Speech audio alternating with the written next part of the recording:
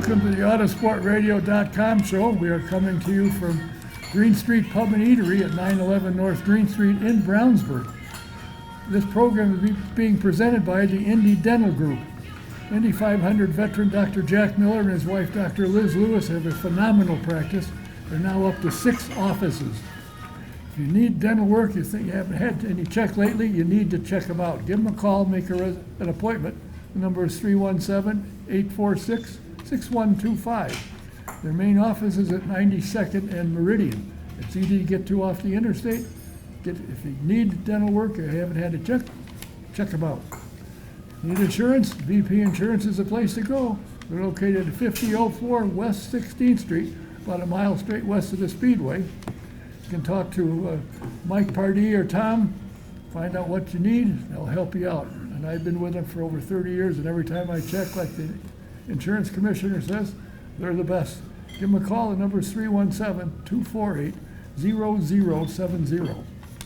SVRA, what a phenomenal organization it is. They got the F3 and the F4 series now, run by Scott Goodyear. They have brought back the Trans Am series to bigger than what it used to be. It's phenomenal. Want to find out where they're performing or what events are? Go to svra.com and you'll be glad you did. They got sports cars, vintage sports cars. They got the Trans Am. They got the F3 and the F4. They got a full weekend when you go see them. Welcome to the Autosportradio.com 2024 show. I'm your host, Don Kay. We're here once again with some outstanding guests. However, I want to mention one more time. If you haven't had the chance to get Mark Dill's latest book, it's called The Master Driver of the World. It talks about the 1914 Cactus Derby. It is phenomenal. The foreword is written by my good friend Willie T. Ribbs. It's a great book. If you haven't got it, get it. It's on Amazon and it's on most all good bookstores. So if you get a chance, get a copy. It's well worth it. I also want to thank Pierce Sound Production for providing in-house sound. Now, my first guest sitting next to me is a gentleman that I've known probably in his racing days, actually, probably 25 years or so, and he's done all kinds of things, and they're into all kinds of things. And when I invited him, I expected he and his son to be here, but he brought his family, and they're all here. His dad's here, and his wife, Sarah's here, so, and their daughter, Zoe is here as well. I want to welcome them, and very nice that they were able to show. Again, my first guest is a guy you're going to find very fascinating. His son is going to be quite interesting. We'll get to him, too. Please welcome Andy O'Gara.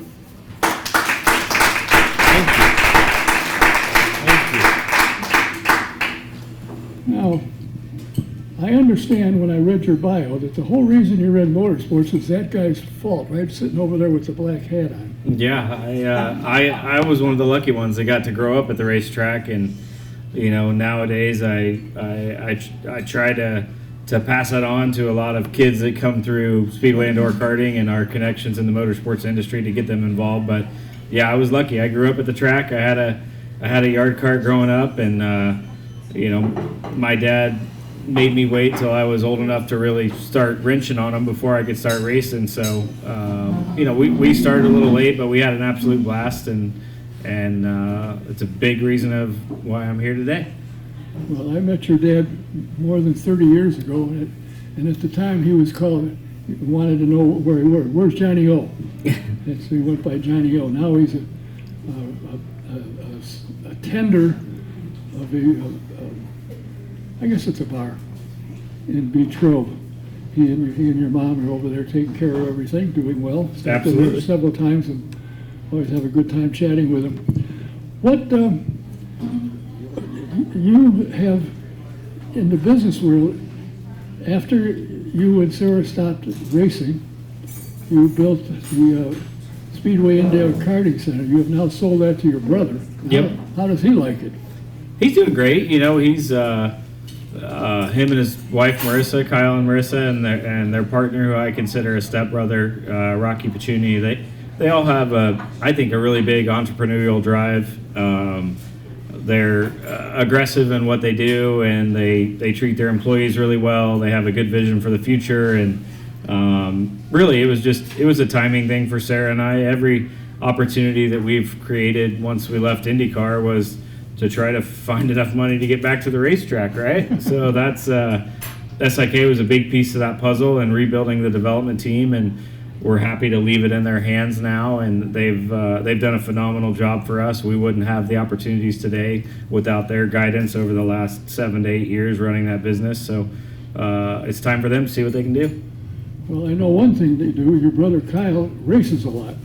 Yeah, he's busy. Just got back from Showtime Speedway, running the Dave Steele Memorial Race down there, and opened the season with a win, and extremely proud of that effort. We brought our IndyCar crew chief over a couple years ago. It's been 5-6 years ago now. Time's kind of flying, but Brad Larson, who now married into our family as well, he's done a phenomenal job with the effort and the preparation there, and I'm excited for the rest of the season. Between the sprint car and midget, I think they've got a lot more wins in them. But Kyle's had a great career in midget, sprint, Silver Crown, dirt, pavement, whatever he's set his mind to. He's been successful, and I don't know. He seems to be hitting his stride later in his career. So I don't know what he's got left in him. I think once they have kids on the way, maybe that'll be it. But he's having a blast right now, and he's set to try to conquer the Little 500 this year. He really, really wants that win, and we're putting forth maximum effort to try to get it done. Well, you have midgets, sprints, Silver Crown, and USF 2000. Do you run the ladder program at all? We do, yeah. The USF 2000 is a big piece of the puzzle. We've got Elliot Cox running our USF 2000 car. We started a few years ago in USF 4, and then moved to USF Juniors, and then to USF 2000. And the big intention is always trying to find the right combination of the people to work with. And he's a good kid. He came out of the ranks of Whiteland Raceway Park, and then went on to national karting and won on multiple levels of national karting. And then Sarah and I met with his parents, and they said, what's the next step? And we divulged a lot of information at that dinner meeting, trying to get them the connections and team contacts to move to the next step. And by the time we left their house that night, we're like, we don't want to let this kid go. Like, we want to be a part of it. So we went back to the drawing board and made a few phone calls and wrangled up enough money to buy a car, and then bid off the rest ourselves and started building equipment. And we took him to the winter circle in the second year with USF Juniors and the Gustavo Jacomann's Academy down south. And then he had a great showing as far as I'm concerned last year in USF 2000. We had multiple top fives, and he fought for some wins and had some altercations, some not of his doing, the majority of them not of his doing. So we've gone back to the drawing board all winter, trying to bring the effort to the next step, and trying to put the effort into the cars, the builds, the people, the testing. We left the Sebring test in early December, P1. We left the NOLA test in mid-December, P1. Came back to the shop, did more R&D, and we leave again on Saturday for the NOLA open test. So we'll go down there, try our hand again, and then off to St. Pete and see how it shakes out. Well, in between all of this, you opened the track down in Daytona, a karting track, which you have now sold that as well. Yep. Yeah, it was a little, that was a great challenge in my life. We learned a ton. We had worked with some great people, but also learned that managing a business 1,000 miles away with a handful of high school and college kids and 55 staff on the employee roster, it's tough. And we're making a lot of monthly trips back and forth to make sure that the branding really fit what Sarah and I and Kyle and Rocky and Marissa were trying to accomplish. And we got an opportunity along the way, met the folks from K1 Speed, and they approached us on buying it, and we tried to make sure we left it in good hands and refocus our energies a little bit on our projects at home, with the USAC side, with the F2000 side, with Danny's side, with Whiteland Raceway Park. And I think that was the right call at the right time. Well, I got a tour, thanks to you, of Whiteland last summer. And what you guys have done with that place is absolutely spectacular. I've told a couple of people about it. They've gone out there and said, it isn't the same place. Yeah, And I said, no, it's not. it's it's our baby. It's where it all began for us, and there's so many good kids and families that come out of there, and so many people that are still coming back, and I think reliving their glory days and master classes and heavy classes, and I love being a part of it. I love what we've been able to do. We've got some incredibly awesome things working for 2024. We've got a 12 to 15 race club schedule. We've got World Karting coming back for 3 events. We've got Route 66 regionals coming in. We've got Cup Karts North America coming in. And right before we bought it, it was within days of being completely bulldozed to be truck parking. So $7.5 million and a lot of good banking partners later, it's on the comeback. I was telling my dad on the way out here, we've got a plan to get back to even and hopefully make some money, but we've dumped a lot of money into it to attract these national series back and rebuild the rental cart concept side of it. And I plan to see it out as long as I can. Well, you're doing phenomenal. When Gary bought it, I said, why don't you build some garages? They'd never go, never. Where would I put them? I said, well, there's some space over here and there's some behind your building. Well, obviously you proved him wrong. Yeah, we're at 78 on-site garages right now, sold out with the waiting list, and another, 4,000 or 5,000 square foot building with MPG Motorsports with another 15, 20 drivers in there. I'm extremely proud of the fact that when we took that over, we were sitting at the race that we announced we were taking it over, that we told all the club members that were on site that we were taking over and we're going to shut it down for 90 days to do the quickest cleanup that we could to get it back in the shape that we thought it deserved to be in to attract people. We were at, 12, 13 entries. And our first race back as owners, we had 176. So, boy, good thing you have all that room, isn't it? Yeah, it's a big blessing, and we've gotten extremely lucky with some other real estate investments over the last couple of years. So we reinvested in buying the 25 acres next to it to try to make sure that we're not landlocked for the future, and we've added 100 paved powered motorhome spots, and just really trying to think long term, big picture. I might have gone a little too big too quick. We might have gone a little too big too quick, but like I said, we're committed, and we're gonna hopefully see it through. Well, I'm surprised you had time to come here. Well, I dropped the kids at school this morning. I had a 8:30, a 9:30, a 10:30, an 11, an 11:30, and a 1 o'clock, and I picked my dad up at the pub, had a beer with him, and then drove out here. So it's been a busy day. It's the beginning of race season. I feel like there's no off season anymore, but we're 30 days away from opening the track for the start of the year, and working really hard with contractors to make sure we put our best foot forward. Big pieces today. We're in the middle of installing 800 feet of entry and apex curbing and another 300 feet of exit and runoff curbing, and just under 1,400 feet of 6-foot fence around the facility. Just trying to continue to take it to the next level and ensure that it's in a good spot when it comes time to go green this year. Now, I know the young man next to you was very happy with what you're doing. And for those people in house, the young man sitting next to him is Sarah and Andy's son, Danny O'Gara. Please welcome Danny.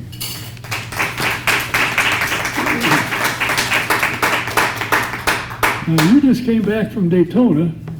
From Miami. Miami, with a couple of wins under your belt. We are just glad to have an opportunity for each race, and I'm glad that everyone was working hard and paying attention and making sure that I was safe and fast. Well, your parents are both very good drivers, so I assume that you get a little help should you need it in your driving skills. I lean in the cockpit or the seat, and I try to help him where I can. Sarah helps him a lot more, but he leaned on my arm before the start of that last day and was like, "Dad, I got this." So I thought that was kind of his version of saying, "Dad, shut up." You are sponsored by Top Cart? Yes, MPG, Direct Supply, Heart and Oil, Allison Racing Engines, same with Lawson, and they've just been a big help supporting me. And they built all my motors, kept paying attention, and helped my parents through what they've been to. And They've given us fast stuff, haven't they? oh yeah. Yeah. So we've never done we hadn't done any of the big SCUSA national races until this winter. So we didn't have the highest of expectations. We knew it was going to be tough, and we were super happy about a month ago to get our first podium. And then he really shocked us when he won that one less than 2 weeks ago now. You shocked your parents because you won? Did you remind them that's what you were there for, to win? Yep. 39 carts in the class from South America, Central America, and some of the best in the United States. It was very rewarding. So what does Top Cart do for you? Do they provide you with a vehicle? Do they sell it to you at Walmart prices? They provide me with carts, and I run it for them to support their company choices, and they've helped a lot of other drivers from nothing and them wanting to learn the experience of racing. And they've been selling carts and making sure that everyone that wants to do this has the opportunity. Yeah, Danny's like a team test driver. So when a new chassis comes out, we run it for 2 or 3 races. We do our very best to go win on it, and then we give them our feedback, and they send it down the road and send us the next one. So we're very, very fortunate to have those partners with Blake and Billy at Top Cart, and same with MPG. It's a great group of people, something I never had the opportunity with, and Sarah never had the opportunity with. Unfortunately or fortunately for us right now, the best chassis in the world aren't coming out of the United States right now. So these importers are doing their best to stay on top of the U.S. tracks, and we're happy and obliged to go run them for them. Well, Danny, are you aware?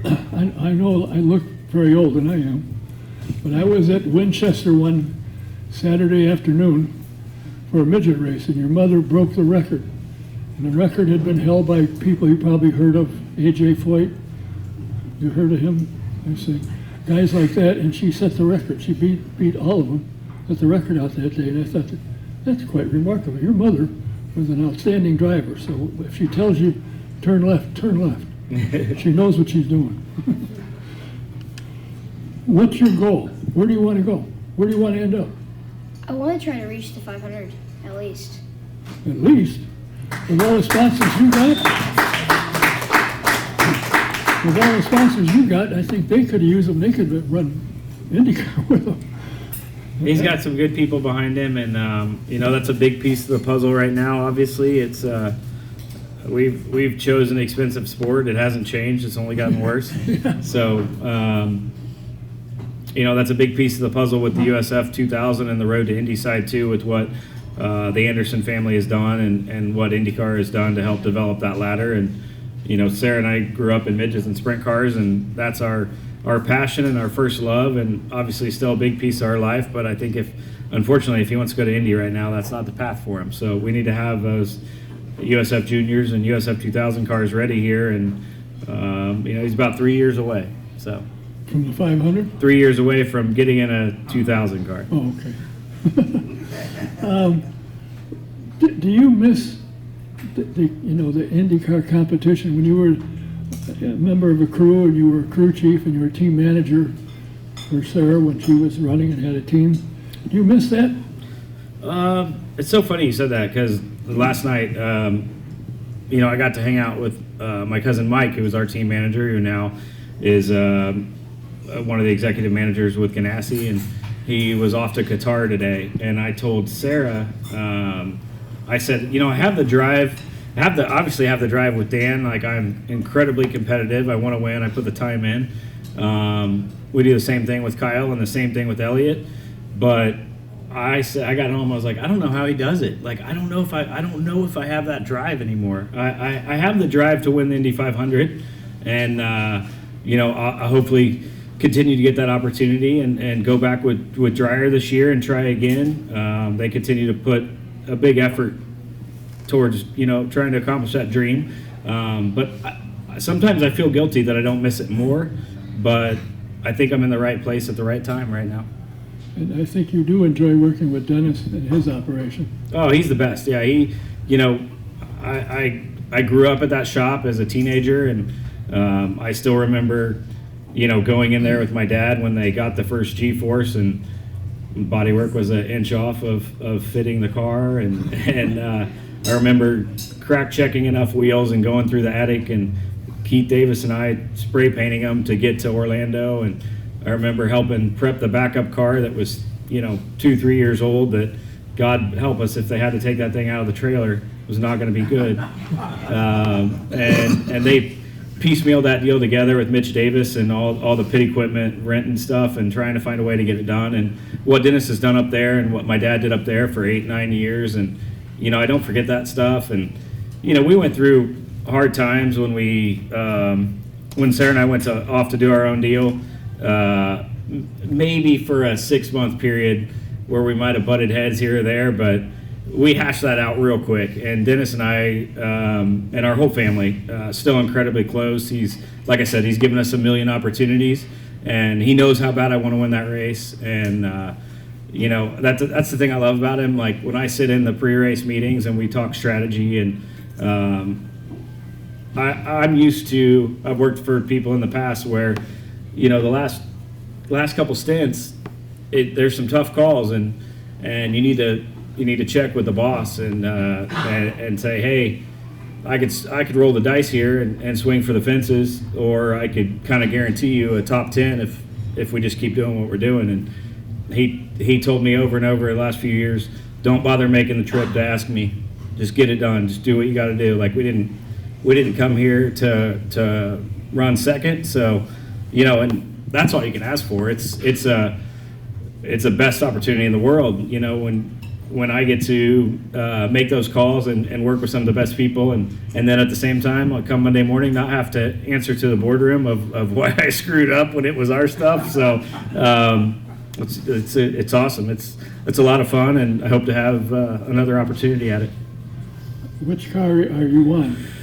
I don't know. We haven't fully sorted that out yet, but wherever they see a fit, I'm happy to help them.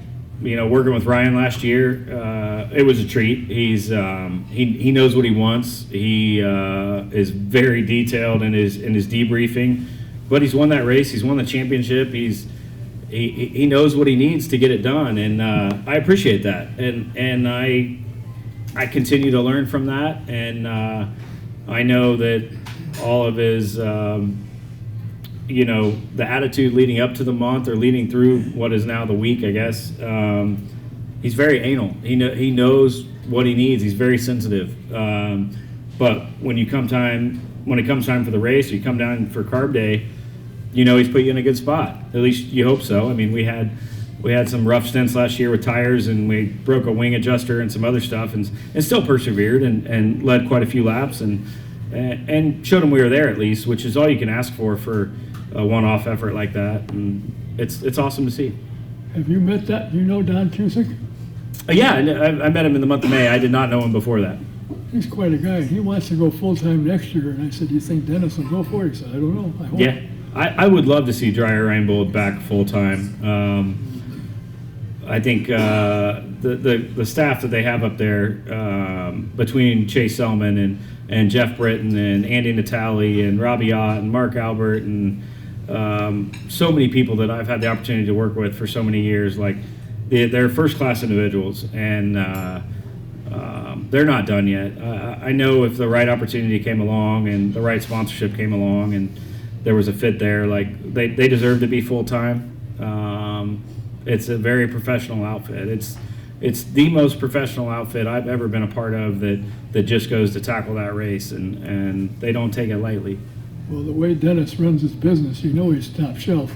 He is, and he stands behind that, and I've never been afraid to pick up the phone or go knock on his bus door or text him in the most uncomfortable situations, and he's always been there for us. So, it's a pleasure to work for him. Danny, does your sister drive? Does she like cars? Is she interested? Yeah, she raced for about like 2 to like 4 years, and now she helps out with a lot of stuff, and I'm glad to have her, and she's been an amazing help for our team and everything. Does she keep your uniform clean? Oh yeah. Okay. Hell yeah. Does she keep the shop clean? Yep. Okay. Yeah. She's got a new Canon camera that we bought her last year, and she takes a lot of pictures for all of our sponsors and the rest of our teammates at some of the national events. That's a big help in itself. Got to tell the story. That's right. And your sponsors love it. They may not always know what it is, but the people they deal with, some of them do, and it's Yeah. a good thing to do. Absolutely. Good idea. Do you have time to fit in your racing with school? We actually try to go to school as much as we can.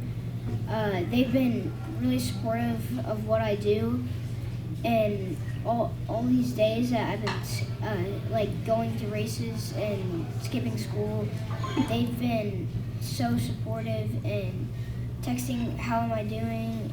They give me work, and at least it's shorter. Yeah. I'm really proud of them there. Like they, unfortunately for the second semester, we've already missed 8 days, and it's almost the end of February. So we'll be looking good here. I don't think we're going to miss any more days until early April. The teachers have worked great. Zoe's a straight A student. She's got her mom's brain. Danny's A's and B's. He has a good job, and the school actually, like while we're gone, we send them live timing. We send them the reports. We send them some of the math problems that we're going through, and we're sorting out gearing, and we're sorting out tire circumferences, and all the pictures and updates, and they actually update their Facebook page while we're out running. So it's really awesome to have them buy in like that, and we're gonna keep that model as long as we can possibly keep it. That's a good idea. So this is actually a family affair, except when you wander off to Dreyer Reinbold. Yeah, 100%. I think that's the most important thing about it. We all have to buy in, and there's been times the last couple of years that, as bad as I want that 500 ring, I'm like, man, I have so much stuff to do, and Sarah's like, we got it. Just go try to get it, and then we'll skip what local races we have to, and sort things out for the month of May to get through it. And yeah, but it's absolutely a family affair. We take the motorhome everywhere except for this last time. I drove the truck and trailer down, and they flew down to meet us to miss less school. So other than that, absolutely 100%. How was the competition, Danny? You won a couple of the 3 races, 2 of the 3. Is the competition worldwide really tough?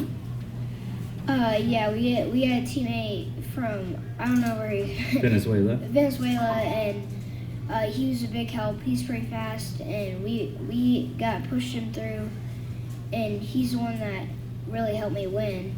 But there's one guy that just came out and took him out and took away his chance. We were against on the second race against Zane Burgess, and he was chasing us down in his home track, and Easton Kabinski took off in the rain, and then it started to get dry out, and then everyone just started to slow down. It's challenging right now. That was a 39 car field, and it's no different than the big car stuff. Like you go out, and it's been pouring the last couple hours, and you watch the track dry while you're in pit lane, but you still see rooster tails, but you see half of it drying. So you try to make your best guess at an intermediate setup. You have to still run reins. You change the hubs and stuff, which is like changing spring rates, and you put your best guess forward on tire pressure. And I think we guessed good when the track was wet. Danny took off, and as the track dried out in the second race, we kind of moved backwards, but still were able to podium. and fight for that championship, our first time in it. So I was really proud. It sounds like you got things pretty well under control. Does Kyle have his own crew, or does your crew work on everybody? No, we Kyle and Brad do all their own stuff. So Brad Larson's his crew chief, and Kyle still wrenches on the car at the racetrack with him and changes tires with him and fuels the car and goes over shock settings and things like that. They work together. But no, it's Kyle and Brad. They drove to St. Pete. I think it was like, yeah, they drove like 20 hours. They got stuck in Nashville, stuck in Chattanooga, stuck in Atlanta, and they were on track testing the next day. And they went out and they won the dash, they won the pole, they led the most laps, they won the race. They went down there to do what they came to do, and they had so much adrenaline after doing it all. They drove straight home. I was like, what the hell? It's just those two. They love what they do. They work really well together. Have a lot of the same interest on and off the track, and are kind of at the same spot in their life on and off the track, and it's a good combination. I don't think there's situations where you couldn't make up with that with 4 people. So, Well, people don't realize how important it is for the driver and the crew to get along, that they understand what he's saying and know how to fix what he's telling them to look for, and that's crucial. I know when I first got down here, I thought they just drive the cars off the back of a trailer and put it out on they didn't have transporters when I got here. They pulled them on an open trailer, take them out on the track and run. I found out, no. Yeah. There's many hours of working on the car before you get on the track, generally. Yeah, we typically do, a lot of times we'll, run a local race at Anderson or Winchester or Salem or wherever we may be that week, IRP, and we will replay the race at the pub one night the following week and have a couple beers and talk about it. And I'll never forget, we had a great family friend who was a bartender for my parents. Kyle started like 10th, and he finished 2nd that night. And she was in the stands, and she came over and we were kind of talking about the race. She's like, I don't understand. You only have one more car to pass. Like, what were you doing? Like, it was just like, all you had to do was pass him. Like, no, it's a lot bigger than that. It's not. It's you have to nail the setup and timing and strategy. And yeah, it was like, Kyle's like, I'll take that to heart. I'll think about that next time. I need to if I just would have passed that one more car, everything would have been good. Well, Danny, I gotta say that you have the perfect family to go racing with. Your mom was spectacular. She's the first female, actually, I think, to get a podium finish in the IRL. Finished 2nd. She set the track record at Winchester, which I thought was really impressive, since the guys that had set it, Pancho Cardonos had set it, and she beat them all. So it's amazing. You're in a good spot. You got probably the best teachers you could get. And of course, if you don't listen, they probably won't give you dinner or something. I don't know. Or make you wash your own driving suit, polish your helmet, He's a good kid. He only gets a foot up the butt every once in a while. Well, we look forward to hearing more from you as we go along. And I appreciate you taking the time on a school night, I assume. You better be. Oh, and your mom and dad for coming here. And we wish you nothing but the best. And of course, you and Sarah, we wish you nothing but the best. The stuff you're doing and what you've accomplished and where you're headed is amazing to me. And thank you very, very much. Thank you. We appreciate it. Well, unfortunately for you, I know how to find you. So somewhere down there during the season, you might get another call. Yeah, I'm not going anywhere. I'll be here. You'll be going somewhere, I'm sure. Every weekend you're someplace. But I'll catch you. And I appreciate your time. Thanks for coming. Thanks for bringing your family. And it's nice to see Johnny O out from behind the bar. Yeah, I got a night off. I didn't realize he's that big an executive there.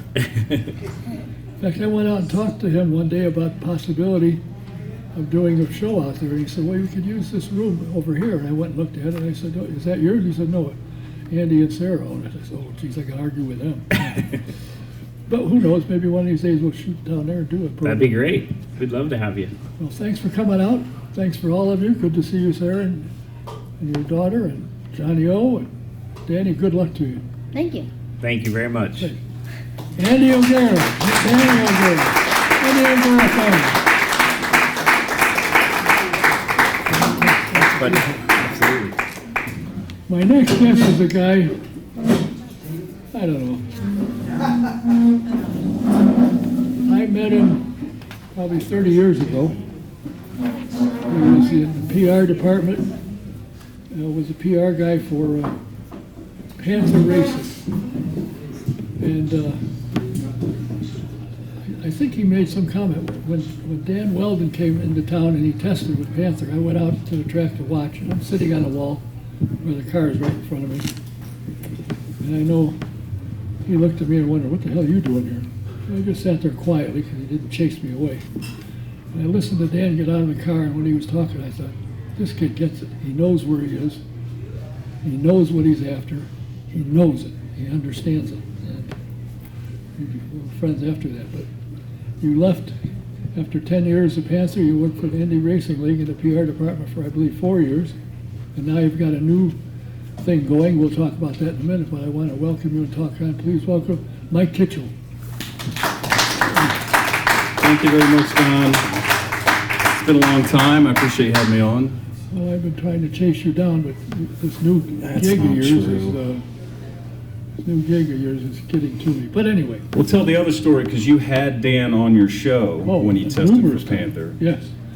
And then when Dan was driving for Panther, I think I got a call from you every single week for about 6 months trying to get him back on the show.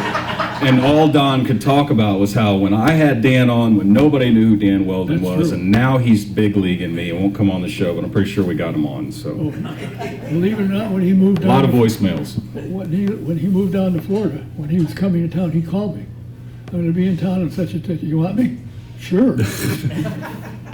And the last day I talked to him, he came by and I was talking to Jack Root, and he walks up and he says, Don, you're going to be stuck with me all next year. I said, really?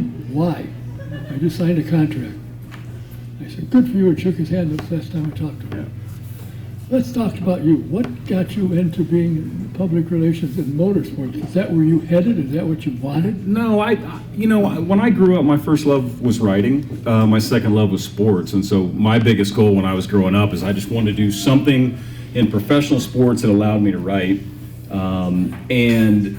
Shortly after getting out of college, I worked in Portland, Indiana, a newspaper there covering school board meetings, which, trust me, everyone, is every bit as thrilling as it sounds. It's making $8 an hour covering school board meetings, which, at 22 years of age was absolutely my lifelong dream. But the newspaper there, they knew how miserable I was. And so they had told me, listen, if you want to cover professional sporting events, we'll let you go cover these events. We're not going to pay you any extra, but we'll print your stories. So, for me, that was an opportunity to write about sports. It was an opportunity to get my name in print, writing about sports, with the hope, obviously, of getting a position at another newspaper. And that brought me to the Indy 500 in 2003, which, having grown up in Indiana, we would watch the Indy 500, but I'd never been to the race.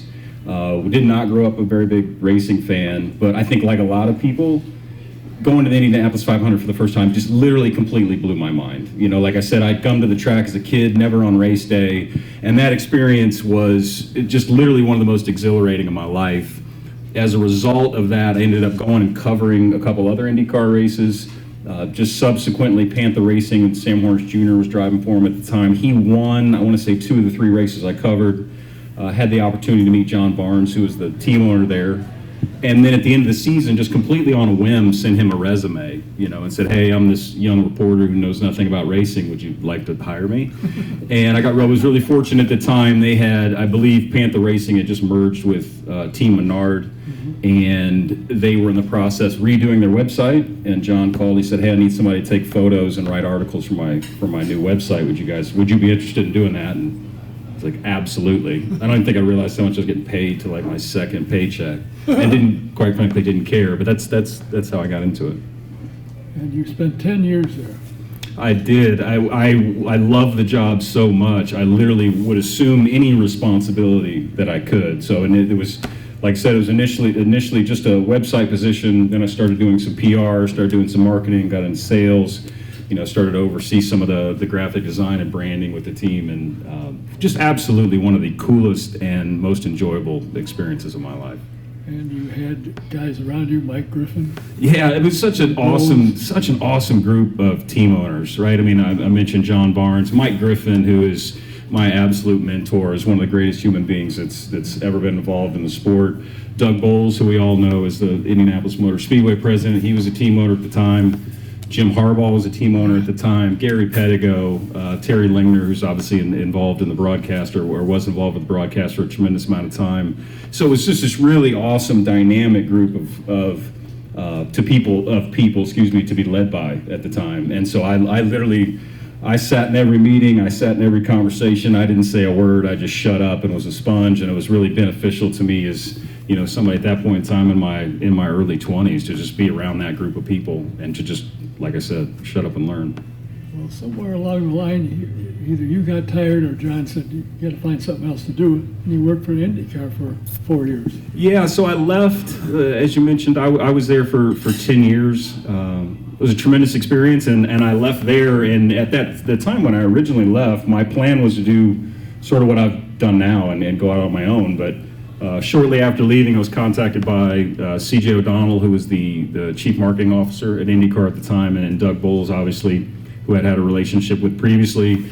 They had an opening as for communications director with the series and approached me about that. And initially, my first reaction was, heck no, there's no way I'll take this job. But having the opportunity to meet Mark Miles, to meet Jay Fry, to meet the leadership group that they had at IndyCar at the time, the majority of which are still in place, I went very quickly from there's no way I would take this position to I would do anything to take this position. So, I was very fortunate to get that opportunity and had a great 4 years there. To go back to where we started, when Dan Weldon come to drive for them, when Dan lost his life, you were one of the ones that gave a eulogy at his memorial at the field house. I was. It was weird because when I was asked to do it, Susie was the one that asked, so your answer is absolutely, I'll do it. But didn't really process the fact that it was going to be held at Bankers Life Fieldhouse and live television and quite a big crowd. But it was a complete honor to me, and the biggest thing I wanted to do was just express. Everybody knows what type of race car driver Dan Weldon was, and the only thing I wanted to talk about was the type of person that he was. He was, you see you lose a lot of people in life, and everyone tells. Sometimes they can get built up bigger than they were. The stories get bigger, the personalities get bigger, and with Dan, it's just you could never overstate it. How good of a person he was, and it wasn't just everybody hears about how he interacted with race fans, how he interacted with the media, how he interacted with everyone at the racetrack. That's all true, but for me, it was how he would interact with a woman working the drive-through, the person that you would check in at your hotel room, volunteers at the track when no one's looking, and a lot of times these people wouldn't even know who he was, and just the extent to which he would go to just make somebody feel special, to just put a smile on their face, and a lot of people who would otherwise get overlooked or get disrespected. The amount of time, the amount of effort he would put into just making those people feel happy and feel special for a moment was something that, that was the story I wanted to tell. And after his test, he was done talking. He was standing here, and I walked up and I introduced myself and told him what I did. I said, "Would you come and do my show?" She said, "Sure, absolutely." When? I told him, and he was there. And he was there after that. And you're right, people didn't really realize what kind of a guy he was. 100%. I went, he had something, when I was going down to the St. Pete race, he had something up here that he wanted brought down. I said, "Sure." So I took it to his house, and he said, "Come on in." I said, "There's no way. That place is so tidy, I wouldn't walk in there. I might get dust or something." He just laughed. I said, I'll hand it to you. And also, I just talked to Susie last week, Yeah. and she'll be here. Her son, as everybody knows, is driving for Andretti, and he's going to be in the USF Juniors, right? Juniors, yeah. And he'll be here. And I said, will you come on the program? She said, "Absolutely." And the youngest son, Oliver, is now at I just forgot It's the a driving Skip school. Barber series. Skip, It's a yeah. series that Sebastian won the championship in last year, so Oliver's just moved up to that this season. And I said, she said, last year we went out, we just took the calendar. We were on the road last year 162 days. Yeah, it's remarkable. I don't know how they do it. My kids are 17 and 11. I can't get them to take out the trash. So I don't know how in the world they keep up an entire race schedule, and I'm not even joking. Yeah, but you should have them both on when you get here. They're a handful. They're very much their father's sons. We were actually just in Sebring a couple weeks ago. They were both racing, both testing, and at some point in time we were trying to film an interview, track silent, and we're standing by the racetrack trying to film an interview, and Sebastian's gotten the keys to someone's rental car and proceeds to continue to drive by where we're filming, just laying on the horn. And he would go away and we'd restart, and then all of a sudden, it's from behind me, I can hear this vehicle coming, and then just lays on the horn and drives by. And if that's not Dan Weldon, I don't know what is. Susie just kept looking at me going, does it remind you of anybody? Does it remind you of anybody? He's like, yeah, a little bit. I think one of the funnier stories is when TK and Dario in Japan took he had a number of pair of shoes. When he traveled, he had clothes, let me tell you. And they took one of each pair of shoes and mailed them back home. Yeah, there's a couple wrinkles to that story we can't begin to tell on the Yes, show. that's true. There's a lot of layers to that one. Yeah, I know, I left them out.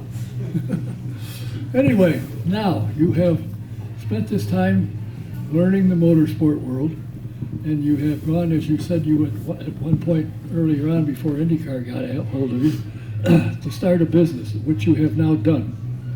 And tell me more about what it is exactly that you're doing currently. Yeah, so 5 years ago I started Catalyst 317 with Christopher Cross, one of my best friends on the planet, extremely talented videographer. So Chris was our videographer and editor when I was at Panther, and when we were back at Panther together, we used to always say, man, someday we should start our own company.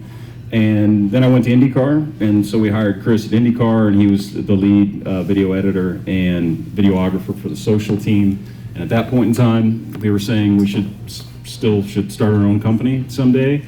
And then after I left the series, I spent, the better part of 3 or 4 months trying to figure out what I wanted to do with my life. And I kept bothering him, and I was saying, man, now's the time. Now's the time. If we want to do this, let's do it. And, I was very fortunate. He decided to jump ship as well. I think when we originally started, and you and I had this conversation the other day, our plan was, we were going to be a video production company, we were going to do communications, and we were going to do marketing.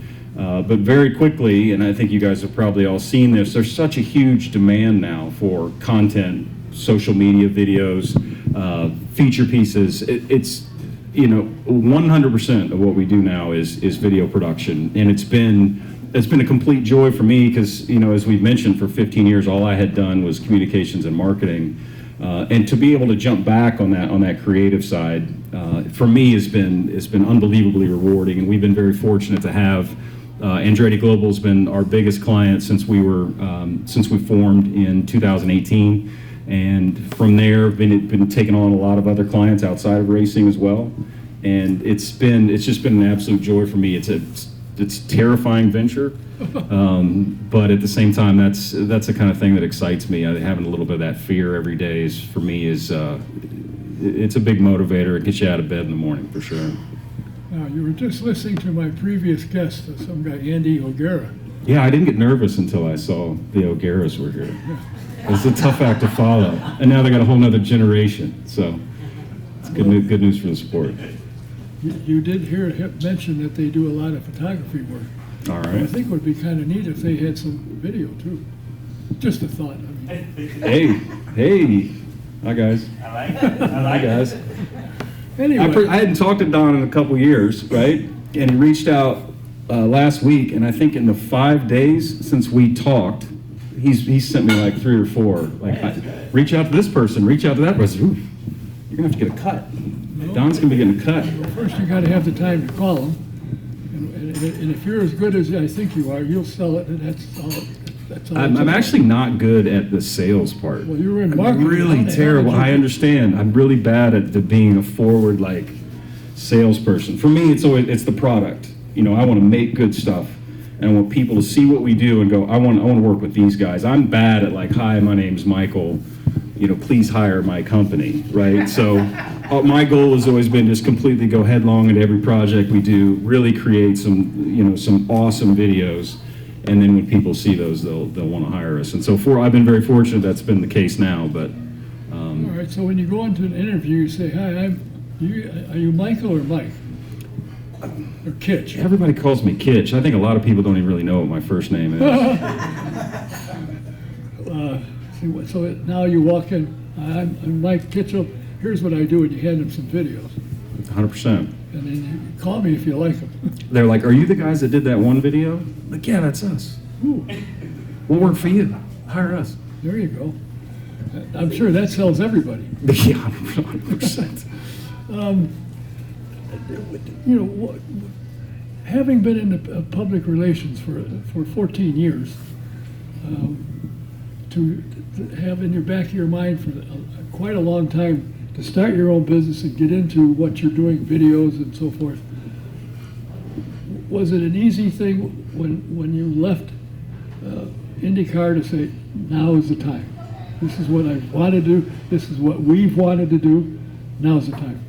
Yeah, it was. I knew when I left IndyCar I wanted to do something different. You know, I didn't know what exactly that would be, but you know, having been a PR director for a team for a long time, and, you know, been in that same position with the series, I'm a sucker for a challenge, and I knew that, you know, that challenge was going to be one, either a change somewhat in profession or a change in where I worked. And, you know, like I said, just being able to have the good fortune of having a great friend and a business partner who was so skilled in this area, you know, I knew what we were going to be able to offer from a product standpoint was going to be great.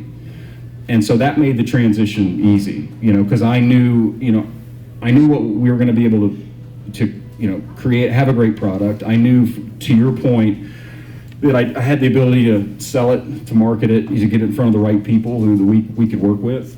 So, I mean, I guess it's a long-winded way to say it wasn't that difficult. It was just the first step was really terrifying, you know, because, you know, when Chris quit his job at IndyCar, the only client we had, Alexander Rossi hired us to go to the Baja 1000. That was it. And I don't even think he knows this, all the equipment we used was rented, and our bank account was in the negative. And so, like, while we're in Mexico, I was like, well, I really hope this works, man, because if it doesn't, we're going to be in big trouble. But no, it was exciting. And like I mentioned earlier, I'm sort of at my best when, you know, my back's against the wall a little bit. I knew that'd be a big career jump, but I knew we had the right people to get it done, and been very fortunate over the last 5 years. How many is there? 2 of you? Just 2. You had the right people. Of course, if you didn't think Just you the were 2 of worth us. a hoot. Yeah, you add other people, it gets expensive. Yeah, that's true. But if you get somebody trying to help you along for free, that's a pretty good thing. Sure. You know anybody? No, not really. What is it that you really want to? What would be the thing you'd say? That's it. That's funny you say that. I want to make a documentary film, and we're actually in the process of sort of laying the foundation to do that. We're very fortunate with the clients we have now that we're able to do a variety of different projects, but I think everyone's seen this.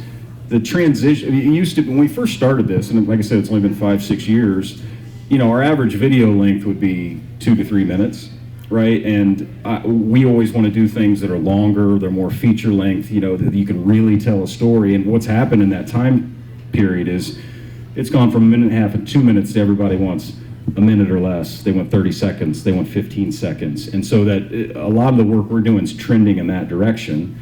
And that's great because that's what our clients need, that's what our clients want, and we're happy to deliver on that. But you know, I really want to sink my teeth into a feature-length product. I've always been obsessed with documentary filmmaking. I drive my wife crazy because I've watched every documentary on Netflix about 7,000 times. And so we've got some ideas, we've got some financial backers they're interested in supporting us in doing so. So hopefully next time I come on, we'll have more to talk about. Now, I'm sure this hasn't crossed your mind.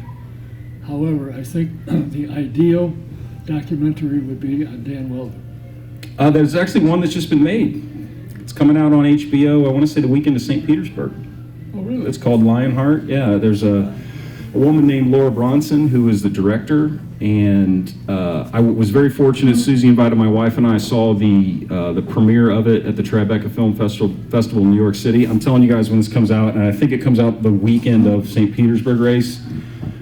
by all means, go watch it. It is unbelievably impactful. It tells Dan's story from start to finish, and it really brings out that personality he had. You know, I mean, we all look at photos, we all tell stories, but as soon as the movie starts, it's a cold open right into him horsing around in an interview setting. It's just literally from the first second, you really can feel his spirit. So it's a great film. So she stole that idea. I would have loved to have done it. Oh, I don't know if it was the last time I had him on, but just as we're about to start, in fact, we just started, his phone rings. He said, oh, I got to answer it.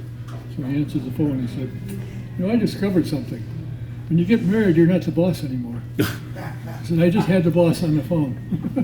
I said, oh, you found that out? He said, take 100%. Well, Susie's also like just awesome. Oh, She's just one of the coolest human beings ever. And a lot of people know her because she's Dan's wife, but Susie worked in the racing business for a long time. I mean, when I first met her, she was a sponsor rep for Jim Beam. Yeah. She's an absolute badass, and it's cool to see that now with the role she plays with Sebastian and Oliver, because, you know, at the end of the day, she's a mother, but she's effectively their manager, their PR guy, just a little bit of everything, and it's really, really cool to see her in that role. And I mean, those two boys could simply not have anyone better overlooking them. Well, in the days before they got together, I was right fooling around, and we were talking one day, and he said, I got to find somebody.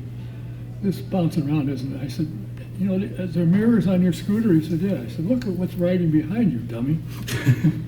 I said, that seems to me would be a good place, because I talked to her prior to that, and what she was doing, and how, you know, how she got to working with him and so forth. I said, you need to look in the mirror and see what you got behind you. And I mean, not that he did anything because I said it, but as it turned out. No, I think he gave you all the credit, Don. Oh, yeah. Yeah. He's like, it wasn't until Don Kay said Susie was the Anyway, one. Well, you know, I think it's interesting what you're doing, and I think, you know, to get into making documentaries would be something interesting, and there's so many things that you can do. I mean, it doesn't have to be about racing. It can be about anything. There's a story in almost anybody. And of course, you find somebody who's made a name for themselves, there's a story there. How did they get there? So forth. So, do you write scripts? I do.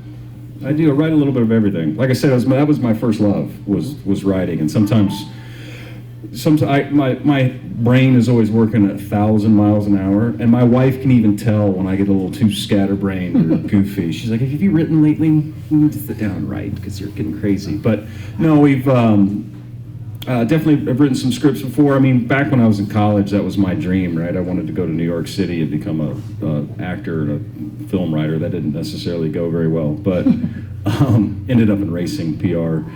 It went so well. But no, it's something I've got some experience with, and I'm very fortunate. I've met some friends over the years, a couple of which through racing, who are now in Los Angeles, in the Hollywood area, in the film industry, and that's sort of what's kind of led me down that path. So very fortunate. I got some people that you know, are really good at what they do, that have been given us some good leadership and advisement.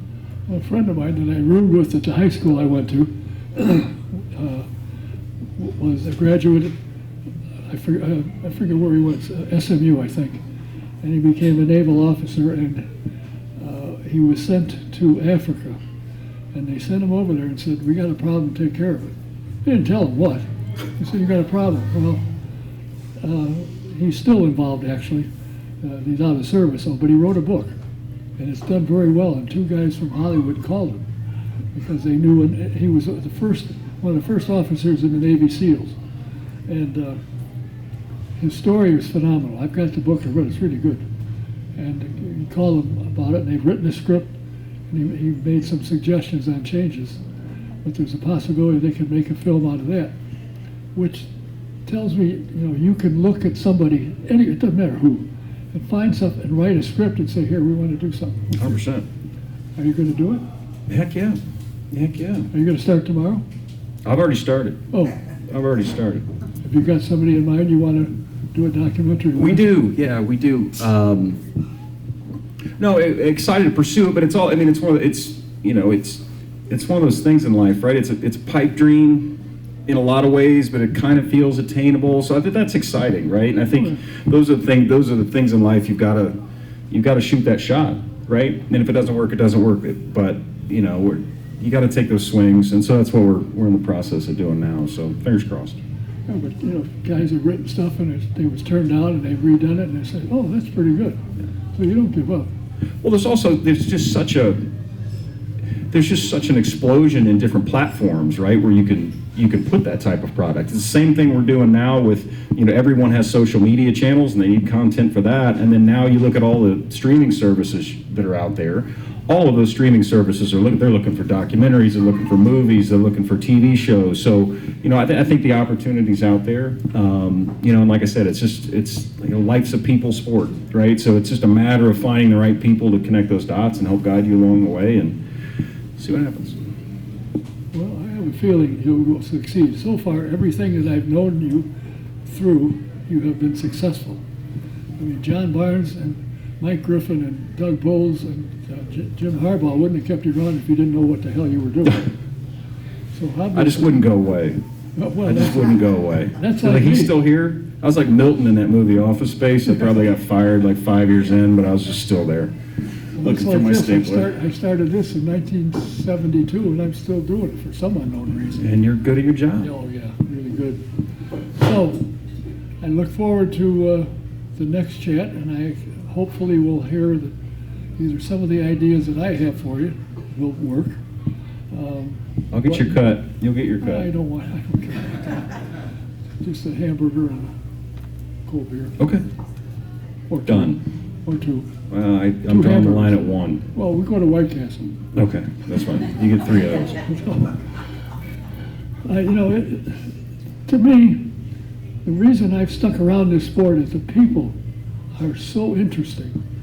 You don't have, I mean, this is a professional sport, be it short track, you know, open wheel, USAC and so forth, or you get up to the IndyCar and Formula One. The people in it are not anything like some of the other professional sports where you read about so-and-so got arrested for drunk driving or hitting his wife or whatever it is. IndyCar and the other sports don't have that. Now, what they do in the short tracks, and I've seen this, at the end of a race, 2 guys got in a discussion about what you did to me. No, I didn't. You did it to me, and they end up with 2x4s. But you go back to the motel, and they're helping each other fix the car to go race tomorrow night. Sure. I always marvel at that. You guys were just after each other. Well, that's done. We're going racing. And if, you know, if one guy had a part and the other one didn't, they traded. It's amazing. It's an amazing sport. The intelligence of people involved in it is astounding. You know, what they've accomplished, what they found, what they figured out.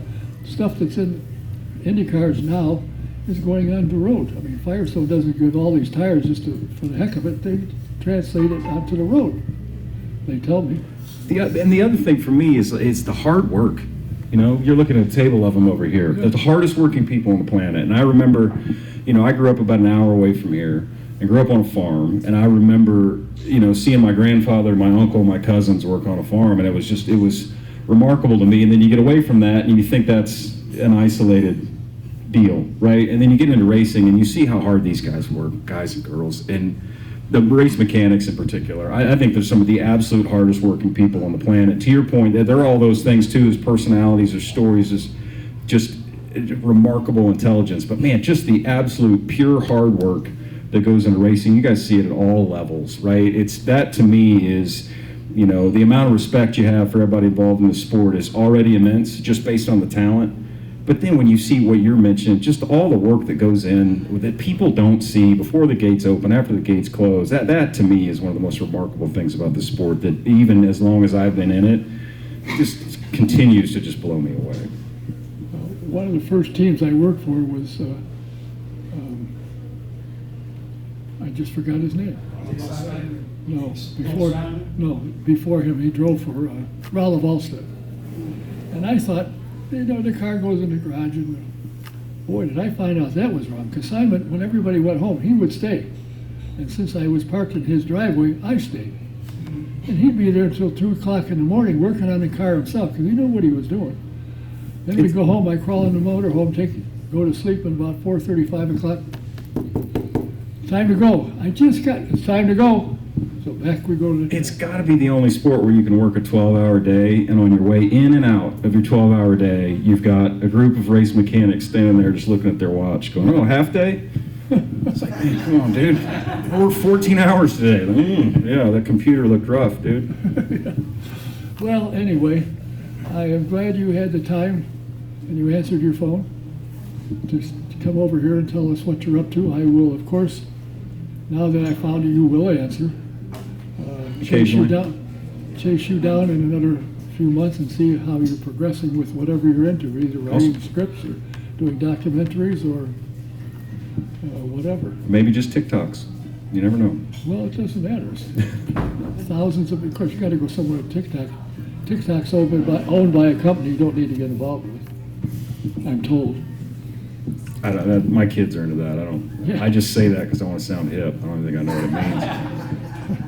So do I, and I don't even know how to find it. Although I do get stuff from people. I hit it on the air. It's on TikTok. Oh, jeez. Anyway, there's a million opportunities, and you, as long as I've known you, you've always had to get up and go to make it happen. If I pestered you, and I wasn't the only one, I'm sure, we got results. When I asked you for help, I got it. It might not have been tomorrow, but it was when I needed it. And I'll get around to it.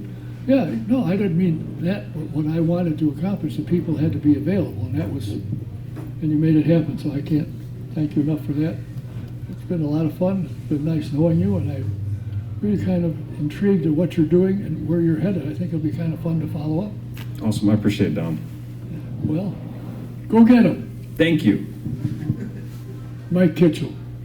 Thank you, guys.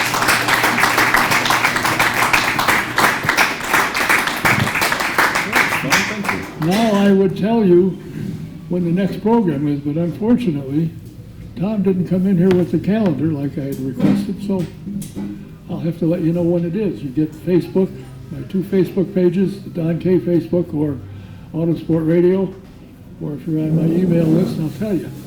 Until the next time, I want to thank Andy and Sarah and their family for coming in. I want to thank Kitch for being here. Until next time, Dan K saying thanks for watching, thanks for being here. See you again.